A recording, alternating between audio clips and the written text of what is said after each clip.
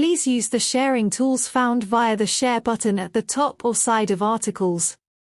Copying articles to share with others is a breach of ft.com TNCS and copyright policy. Email licensing at feet.com to buy additional rights. Subscribers may share up to 10 or 20 articles per month using the gift article service. More information can be found at. Rishi Sunak is set to use a constitutional, nuclear option, for the first time by blocking legislation passed by the Scottish Parliament that seeks to make it easier for people north of the border to legally change their gender. No British Prime Minister has ever used Westminster's power to block a law passed by the Scottish Parliament, but 3 people close to discussions in Downing Street said that was Sunak's intention. The legal advice is clear, said one. The move will inflame Scottish nationalist sentiment, but Sunak's legal advice is that the bill passed by Holyrood cuts across UK legislation on equalities, one of the policy areas reserved for Westminster. The Prime Minister intends to appease equalities campaigners by separately bringing forward long-delayed UK legislation to ban conversion therapy, including for transgender people. The Scottish Parliament last month approved rules lowering the age at which people can apply for a gender recognition certificate to 16 and removing the need for a medical diagnosis of gender dysphoria. Sir Keir Starmer, the Labour leader, added his voice to criticism of the Scottish legislation on Sunday, saying he believed 16-year-olds were too young to change their legally recognised gender.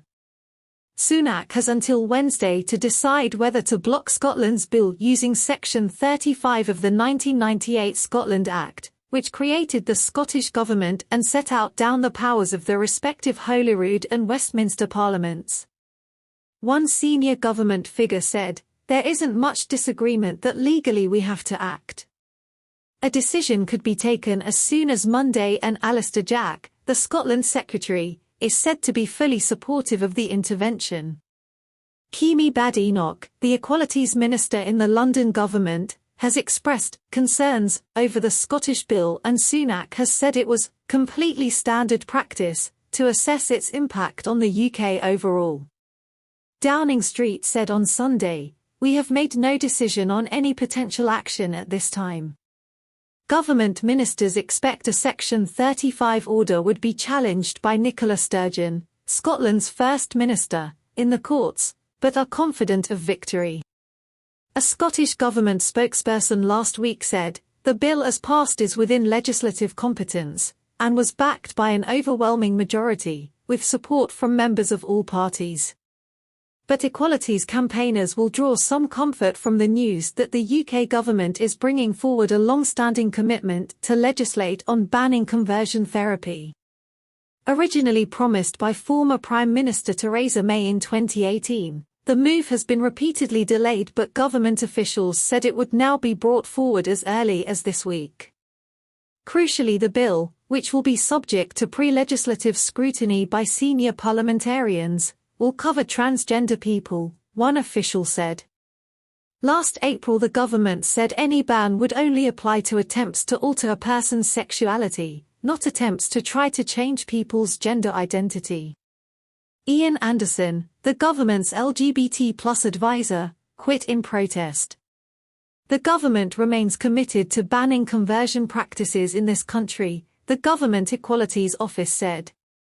In order to ensure the ban is as effective as possible, we are currently analysing the responses to our consultation. We will set out our next steps in due course. According to the British Psychological Society, conversion therapy tries to change someone's sexual orientation or gender identity. It can include talking therapies and prayer. More extreme forms can include exorcism and food deprivation.